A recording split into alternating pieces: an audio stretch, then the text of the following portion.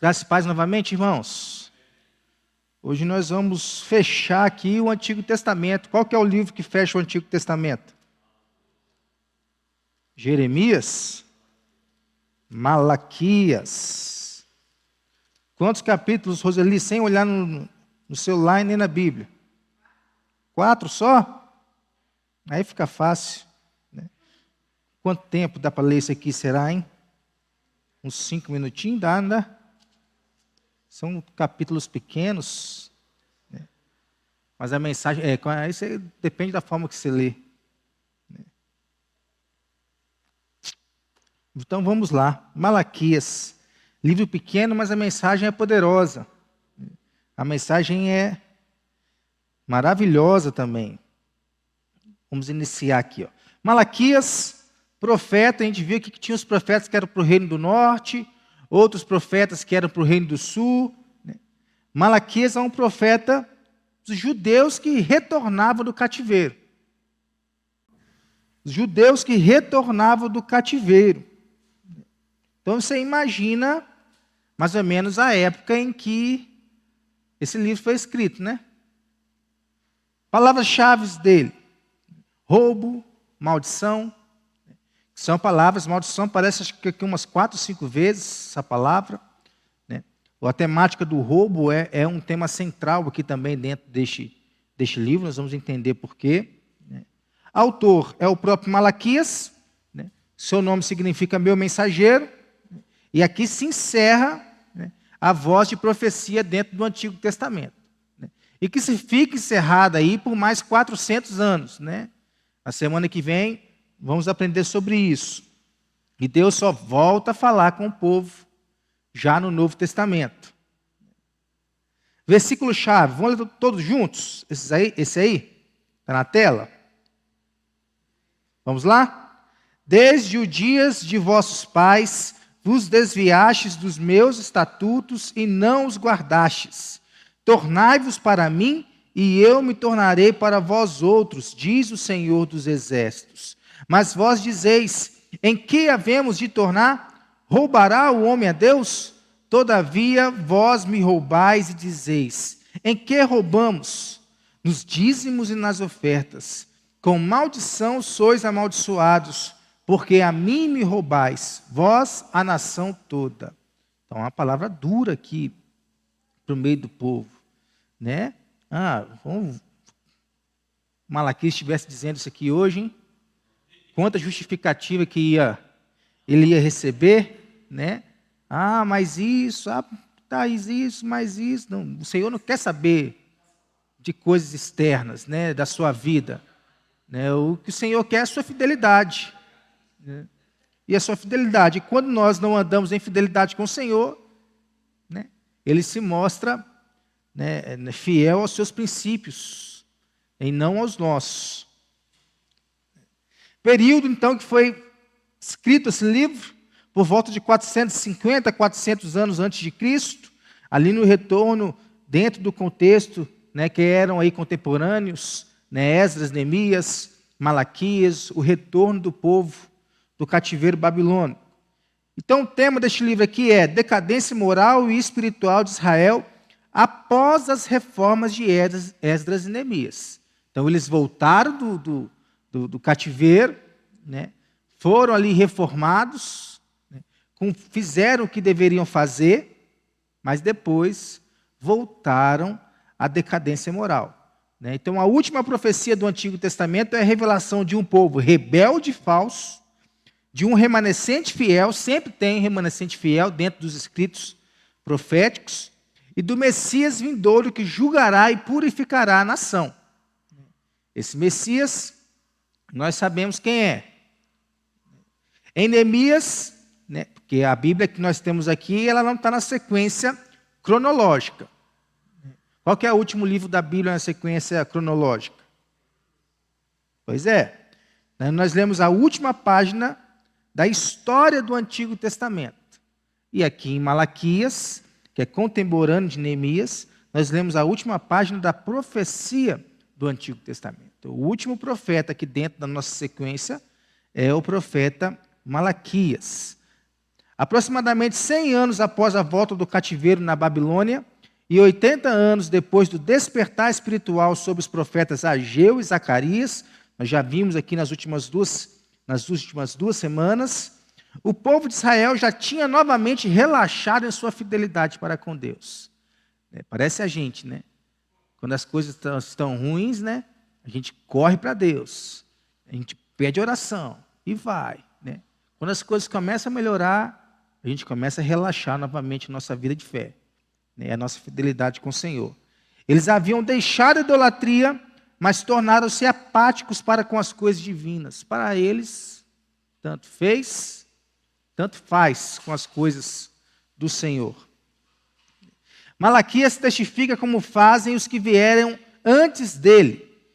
Hoje, eu editei lá o estudo sobre Ageu, né, e vai ao ar amanhã lá no YouTube. Né? Ageu era um que pegou firme com o povo, porque o povo também estava indiferente com as coisas de Deus. É a mensagem dos profetas, de alguns dos profetas menores. Né? Aqui é a mesma coisa.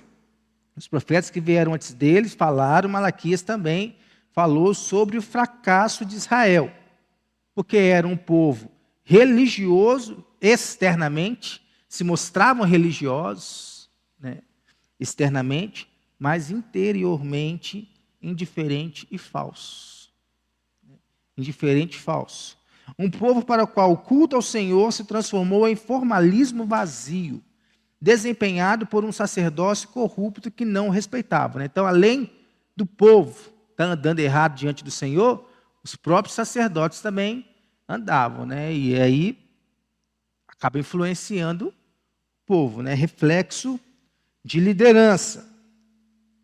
Sob o ministério de Ageu e Zacarias, o povo estava disposto a reconhecer as suas faltas e a corrigi-las. Só que passou Ageu. Passou Zacarias. Agora endureceram-se tanto que negam insolentemente as acusações do Senhor. Vamos ler aqui, versículo 1, do capítulo 1. Sentença pronunciada pelo Senhor contra Israel por intermédio de Malaquias. Eu vos tenho amado, diz o Senhor. Mas vós dizeis, em que nos tens amado? Não foi Esaú, irmão de Jacó? Disse o Senhor. Todavia amei a Jacó, porém aborreci a Esaú. E fiz dos seus montes uma assolação e dei a sua herança aos chacais do deserto. Então a gente vai ver aqui durante o estudo que sempre tem uma rebatida. Né? O Senhor fala e sempre tem uma rebatida de volta. Falta de reconhecimento. E o Senhor faz e a gente não reconhece. Eu vos amo. Eu amo vocês. Mas em que tem nos amado? Olha a rebatida. Olha, né, a pergunta, né, é grosseira ainda. Né? Vocês estão nos roubando, me roubando. Em que nós temos te roubado? Né? Sempre esse tom. Pior ainda, muitos professavam ceticismo, uma dúvida quanto à existência de um Deus de juízo, e outros perguntavam se valeria a pena servir ao Senhor. A situação do povo. Versículo 17 do capítulo 2. Enfadais o Senhor com vossas palavras e ainda dizeis, em que o enfadamos? Nisto que pensais, qualquer que faça o mal passa por bom aos olhos do Senhor, e desses é que ele se agrada. Ou onde está o Deus do juízo? Onde está o Deus do juízo? Então eram dúvidas quanto, né, ao Senhor, quanto à fé ao Senhor. Né? Devido ao tempo decorrido e ao fato das profecias de Ageu e Zacarias ainda não terem se cumprido, eles começaram a duvidar do amor de Deus e passaram a praticar uma religião fria e formal. Nós vemos então que não é de hoje isso.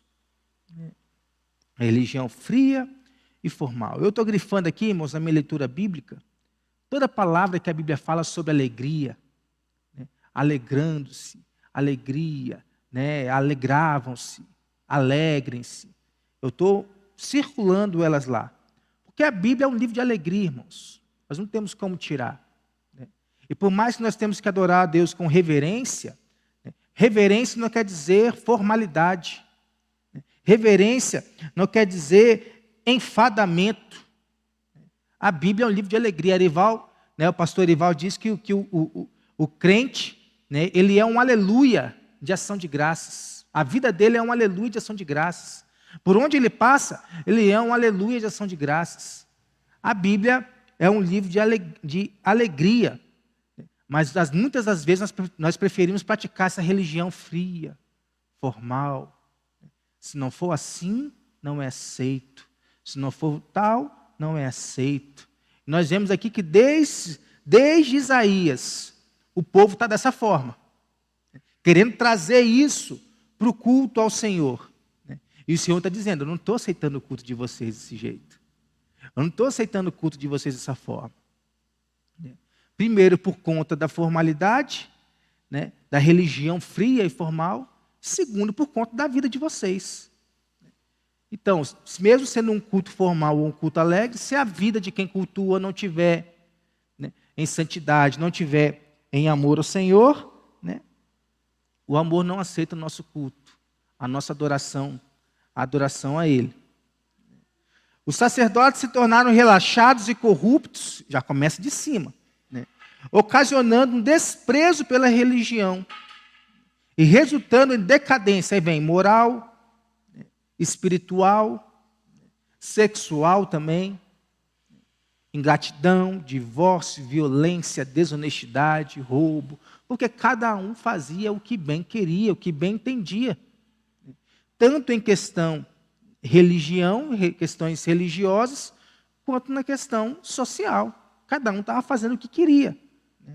É provável que Neemias e Malaquias fossem contemporâneos, pois censuraram os mesmos pecados. Malaquias foi a voz profética de Deus, enviado para fortalecer o trabalho de Neemias. Neemias, área social e civil. Neemias não tinha a ver com religião. Neemias não era um sacerdote. Ele estava ali, vão voltar e vão reconstruir aqui. Ageu e Zacarias profetizaram para apoiar Zorobabel. Aí já vem um trabalho mais religioso com relação ao templo. Porque o templo estava em ruínas. Eles precisavam de uma reforma religiosa. Malaquias denuncia várias práticas que desonravam a Deus. Olha só. Dizia que Deus não os amava, como nós já lemos aqui. Vamos passar por alguns versículos aqui. Desprezavam o altar do Senhor com ofertas defeituosas, coisa que o Senhor não se agradava. O Senhor não aceita adoração de qualquer jeito, irmãos. Não aceita. Hoje nós não precisamos mais trazer ofertas. Né? É o nosso corpo. É a nossa vida. Só que se a nossa vida estiver de qualquer jeito, não vai adiantar. O versículo 6 do capítulo 1. O filho honra o pai e o servo ao seu senhor.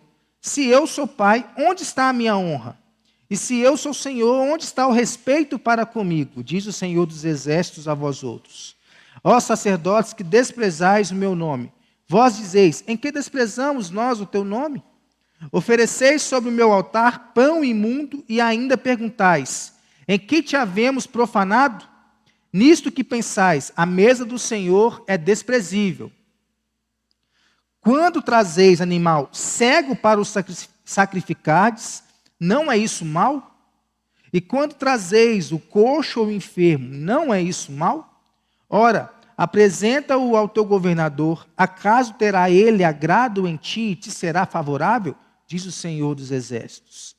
Agora, pois, suplicai o favor de Deus que nos conceda a sua graça, mas com tais ofertas nas vossas mãos, aceitará ele a vossa pessoa? Diz o Senhor dos exércitos. Tomara houvesse entre vós quem feche as portas, para que não acendesseis debalde o fogo do meu altar, e eu não tenho prazer em vós, diz o Senhor dos exércitos, nem aceitarei da vossa mão a oferta.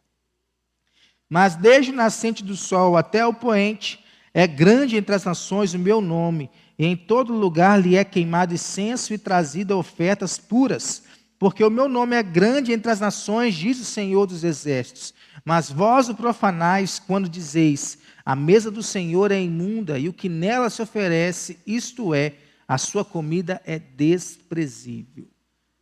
Desprezavam o altar porque traziam oferta defeituosa, porque vinham ao altar de qualquer forma. Chamavam de canseira os rituais da lei, versículo 13. E dizeis ainda, que canseira! E me desprezais, diz o Senhor dos Exércitos.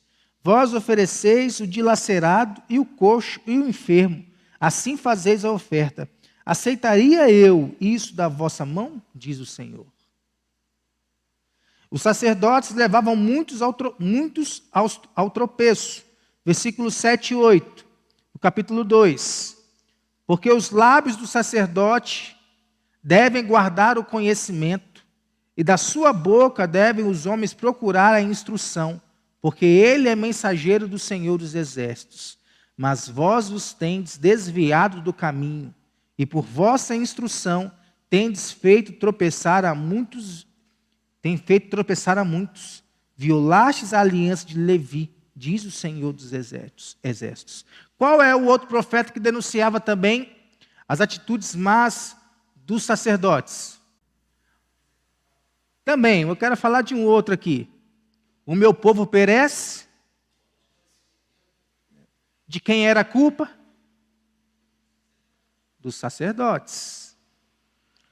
Que não ensinavam o que deveriam ensinar. Logo o povo tropeçava no seu próprio caminhar.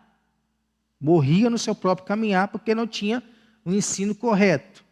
Alguns se casaram com mulheres estrangeiras. Capítulo 2, versículo 10 a 12. Não temos nós todos o mesmo Pai? Não nos criou o mesmo Deus? Por que seremos desleais uns para com os outros, profanando a aliança de nossos pais? Judá tem sido desleal, e a abominação se tem cometido em Israel e em Jerusalém, porque Judá profanou o santuário do Senhor, o qual ele ama, e se casou com a adoradora de Deus estranho. O Senhor eliminará das tendas de Jacó o homem que fizer tal, seja quem for, e o que apresenta ofertas ao Senhor dos Exércitos. Eles eram também infiéis e violentos em seus casamentos. Já estavam errados em casar com mulheres estrangeiras, né? Mulheres estrangeiras. Agora também eram infiéis e violentos, quebravam a aliança. Versículo 13 a 16. Ainda fazer isto, cobris o altar do Senhor de lágrimas, de choro e de gemidos, de sorte que ele já não olha para a oferta, nem a aceita com prazer da vossa mão. E perguntais, por quê? Porque o Senhor foi testemunha da aliança entre ti e a mulher da tua mocidade, com a qual tu foste desleal, sendo ela a tua companheira e a mulher da tua aliança. Não fez o Senhor um, mesmo que havendo nele um pouco de espírito? E por que somente um? Ele buscava a descendência que prometera. Portanto, cuidai de vós mesmos, e ninguém seja infiel para com a mulher da sua mocidade. Porque o Senhor, Deus de Israel, diz que odeia o repúdio, e também aquele que cobre de violência as suas vestes, diz o Senhor dos Exércitos. Portanto, cuidai de vós mesmos, e não sejais infiéis. Mas eles estavam sendo.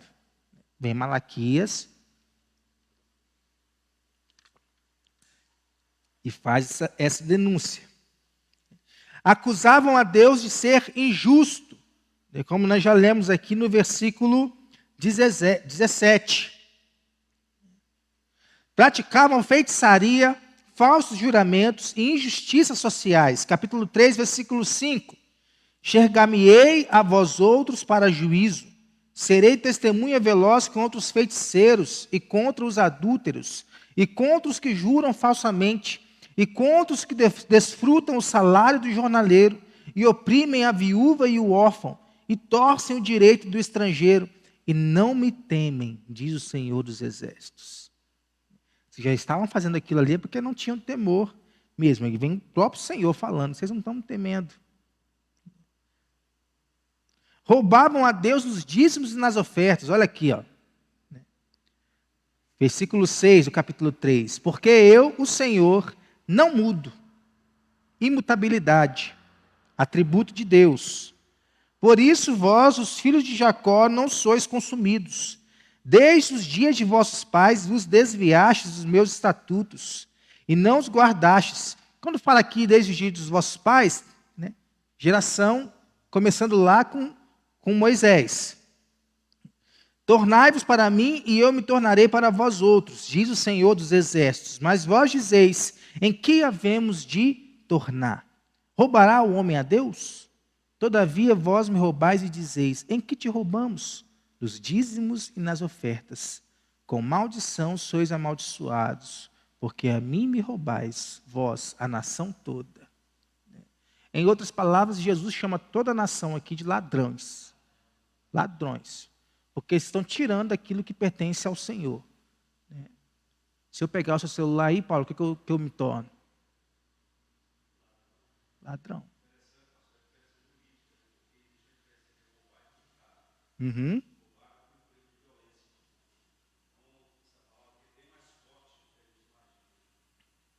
Bem mais forte que a gente imagina. Porque todo o sustento da casa de Deus está em nossas mãos. Quando tem umas coisas que eu fico imaginando, se sou eu que falo, né, dá BO, né, mas se são outras pessoas que falam, né, as pessoas até gostam, né. Paulo Júnior falou, ó, se você não dá aqui o seu dízimo, a sua oferta, né, você é um ladrão. Né, você não merece estar sentado nessa cadeira que você está sentado.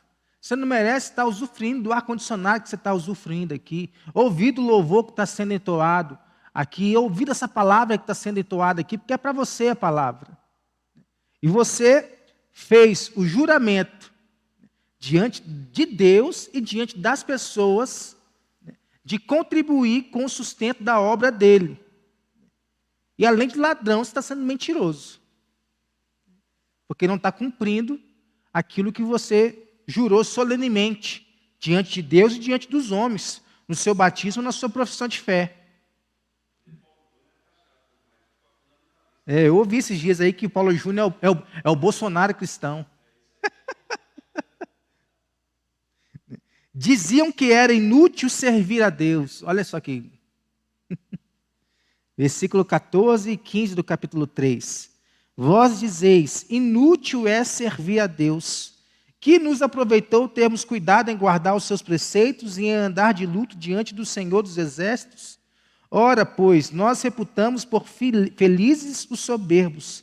Também os que cometem impiedade prosperam. Sim, eles tentam ao Senhor e escapam. Inútil servir a Deus. Servir a Deus é a coisa mais maravilhosa que nós podemos fazer nessa terra. Né?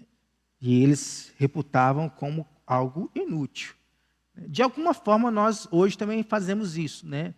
Nós, de uma maneira geral. Quando nós não empregamos os nossos dons, né, ao serviço da casa de Deus, como foi falado aqui no último domingo, nós estamos de uma forma indireta dizendo isso aqui. É inútil servir a Deus. Prefiro servir a mim mesmo. Prefiro ser egoísta e servir a mim mesmo do que servir a Deus. No meio de toda essa situação, Deus levanta um profeta corajoso para declarar os pecados do povo e fazê-los voltar ao verdadeiro e genuíno relacionamento com o Senhor. Porque estava tudo errado. Eles precisavam se voltar ao Senhor em fé e arrependimento. Com tantos e tão graves pecados, o profeta diz que eles ainda não haviam sido consumidos apenas por causa da imutabilidade do Senhor, como nós lemos aqui. Eu, Senhor, não mudo. Ele continua o mesmo ontem, hoje e será eternamente. A imutabilidade dele é um atributo incomunicável. Só há nele, não há em nós. Nós estamos o tempo todo aqui, né? Mudando. Um dia eu sou um dia outro. Né? Um dia, isso. Né? Um dia eu estou presente, outro não estou. Malaquias declara que caso isso não acontecesse, né, o arrependimento, né, deles como nação, Deus Deus amaldiçoaria os sacerdotes infiéis. e o que lhes estavam roubando nos dízimos e nas ofertas, né? O pouco que estava recolhendo de dízimo e oferta já eram roubados, né? Extirparia aqueles que haviam se casado com as mulheres pagãs, disciplinaria os que eram infiéis em seus casamentos, traria súbito julgamento sobre o seu povo e consumiria todos os ímpios no terrível dia do Senhor. Que é terrível para eles, né? Para o ímpio. Para o crente, é um maravilhoso dia, aguardado ansiosamente. Malaquias faz essas advertências por meio de debates, mostrando que ele era com o povo, ele quem? Deus, e o povo não era com ele. Aqui as perguntas, né? Eu vos tenho amado, e a retrucação, né? Em que vos tenho? Em que nos tem amado? Né? Onde está a minha honra? Onde está o meu respeito? Em que nós desprezamos o teu nome? Né? Parece que eles não sabem o que eles estão fazendo, né? Cidade de desentendido. Ofereço sacrifício puro, oferecereis sobre o meu altar pão imundo, mas vós perguntais, em que te havemos profanado? Quarta pergunta aqui, em que o enfadamos? Em que havemos de tornar? Em que te roubamos? Que temos falado contra ti? E a suma é, temo o meu nome e obedeço a minha lei. É isso que eu quero de vocês. Eu quero vocês para mim. Eu estou mostrando isso para vocês, vocês não estão vendo. E aí chegamos aqui a parte forte deste livro aqui. Forte e triste. Porque o povo retinha aquilo que era de Deus, ou cumpria suas obrigações religiosas apenas exteriormente. Né? É como se já tivesse... Já vi pessoas que vinham ao gasofilácio com o envelope vazio, só para mostrar que estava vindo ao gasofilácio. Né? Uma obrigação religiosa. Havia má vontade interior e negligência exterior, tanto religiosa quanto social. Né? Não estavam nem aí. Estavam roubando porque queriam cuidar das suas próprias coisas. Aí, se eu for procurar aí dentro da internet, né, há inúmeros debates. Né? Se meu gás acabou, né, eu tenho dinheiro do dízimo, eu dou meu dízimo ou compro meu gás? Né? Isso, eu estou com a dívida no banco. Né? Eu pago a dívida ou dou meu dízimo? E aí? Na volta do Senhor não vai ser como um boleto, não. Você vai poder pagar 30 dias. 30 dias depois. Não vai ter tempo disso. É nessas horas que nós demonstramos fé no Senhor, confiamos nele, e o mais ele vai fazer. É o nosso papel. Não importa se está bom ou se está ruim. Se é pouco ou se é muito. Sim. Vai buscar sempre uma justificativa para não contribuir. A idolatria havia desaparecido, mas a formalidade religiosa havia tomado o seu lugar. E nós vemos que no Novo Testamento essa foi a semente do farisaísmo e do saduceísmo no tempo de Jesus. Né? Os dois grupos religiosos que mais estavam ali, pegando no pé do Senhor, né? Com a sua hipocrisia e a sua incredulidade. Vinham o Senhor fazendo ali, né? Mas não está de acordo com a lei. Então não vale. Jesus sempre ali pegando o que? Vocês nunca leram na Escritura, não? Não é do jeito que vocês pensam. É do jeito que a Escritura nos mostra. E tentava abrir a visão deles. Mas eles, grudados na hipocrisia, na incredulidade, né, não estavam nem aí. Tanto que fizeram o que fizeram. Malaquias exorta o povo a levar Deus a sério. Era uma nação ingrata e sem temor a Deus. Impacientes quanto à vinda do Messias. E eles nem viram o Messias. Né? Hebreus vai nos dizer que ninguém no Antigo Testamento, né, viu a promessa. Mas houve salvação lá. mas para que Israel fosse levado à posição de liderança mundial que eles estavam esperando o Messias. Né? Era o pensamento. Né? Por isso, quando Jesus entra ali montado no jumentinho, é esse que é o Messias? A gente estava esperando um Messias como Davi, guerreiro, lutador. Agora nós vamos voltar a ser Israel. Mas no estado moral que eles estavam, né, a chegada do Senhor, mesmo se fosse como, né, o líder que eles imaginavam ser, seria uma chegada de juízo, não de bênção. Malaquias denuncia e aponta falhas em vários aspectos da vida da nação.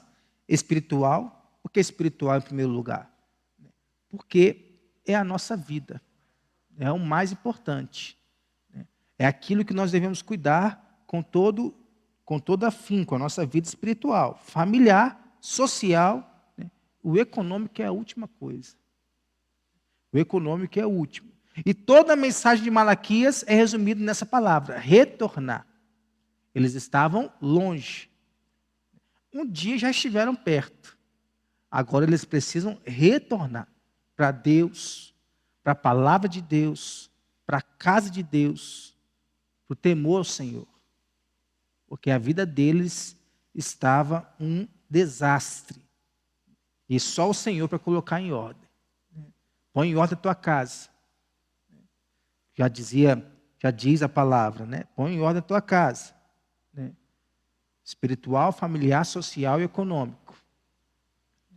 Este livro de severa repreensão encerra o Antigo Testamento. E a última palavra é maldição. Repetida aí 4 vezes aqui. Né? Oi? Sentença. Né? Lamentavelmente, a lei, os sacrifícios, o sacerdócio profético não puderam anular a maldição do pecado. Porque eram coisas humanas. Eram coisas falhas. Aí vem uma revelação plena de Deus, que ocorreu na plenitude dos tempos.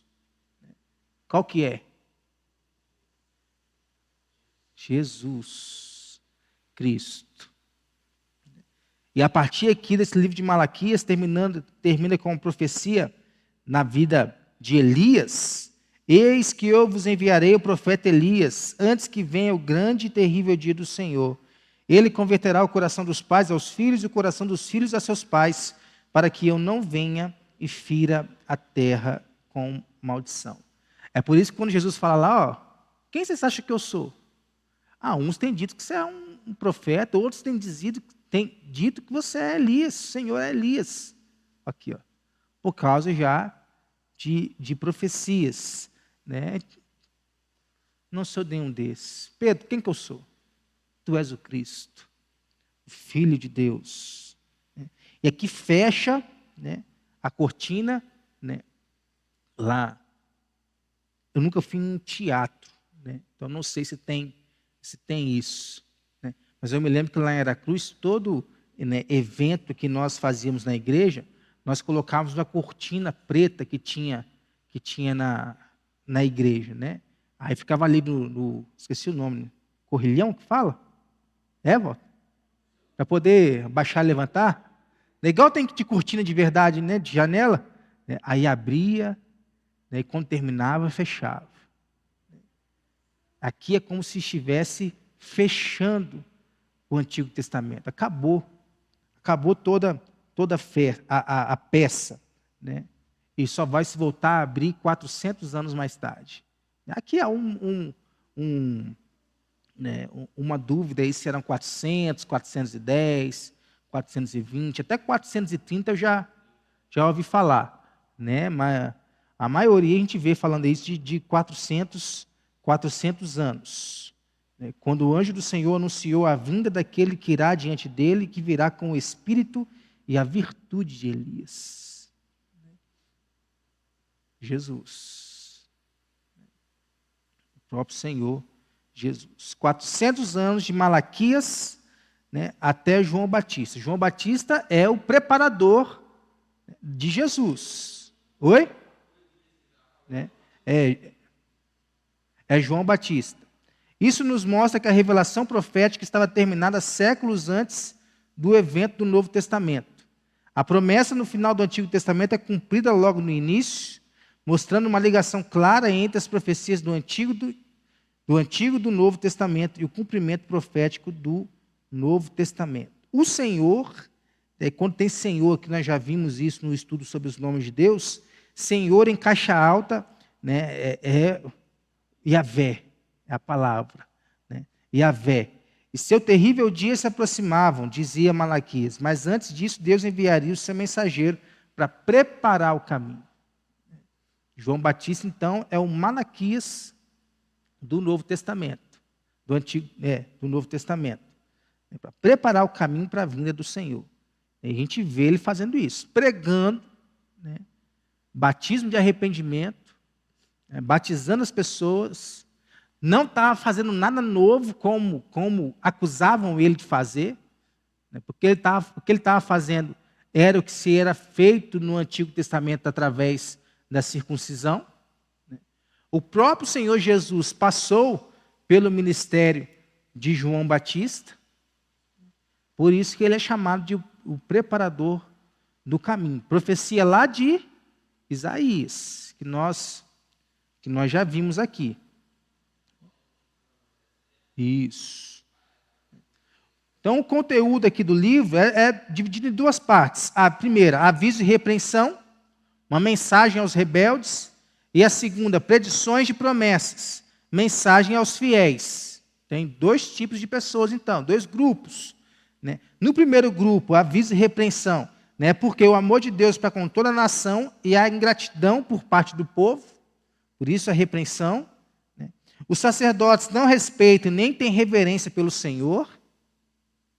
O povo não considera a santidade do culto ao Senhor ao trazer ofertas defeituosas.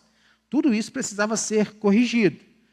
O povo considerava o culto ao Senhor enfadonho e o desonrava, apresentando ofertas de menor valor.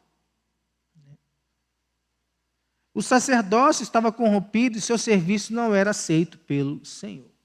É a pior coisa, né, para um povo de Deus, quando o líder, a liderança, né, sacerdotal, não anda de forma correta.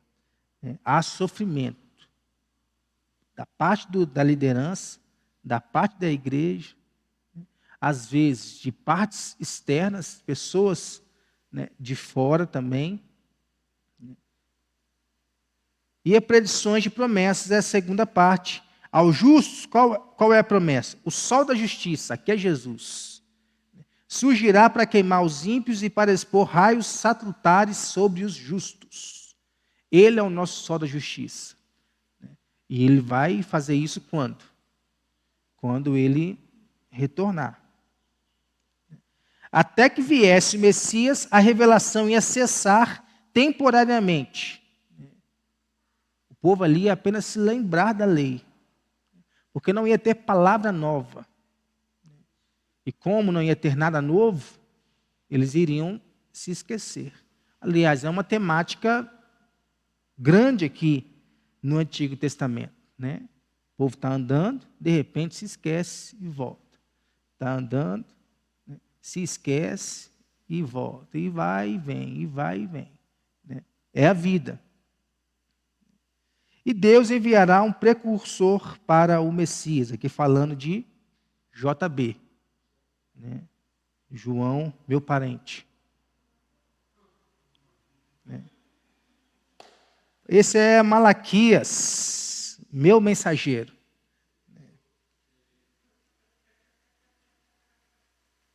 E aqui nós encerramos o Antigo Testamento. Né?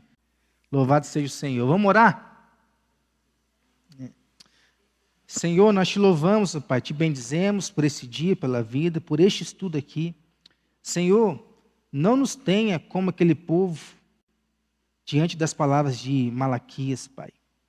Mas que nós estejamos andando com o Senhor em novidade de vida, colocando a nossa vida diante do Senhor, colocando a nossa adoração diante do Senhor, o nosso corpo, a nossa oferta, aquilo que nós podemos dar ao Senhor de forma íntegra e fiel, Pai.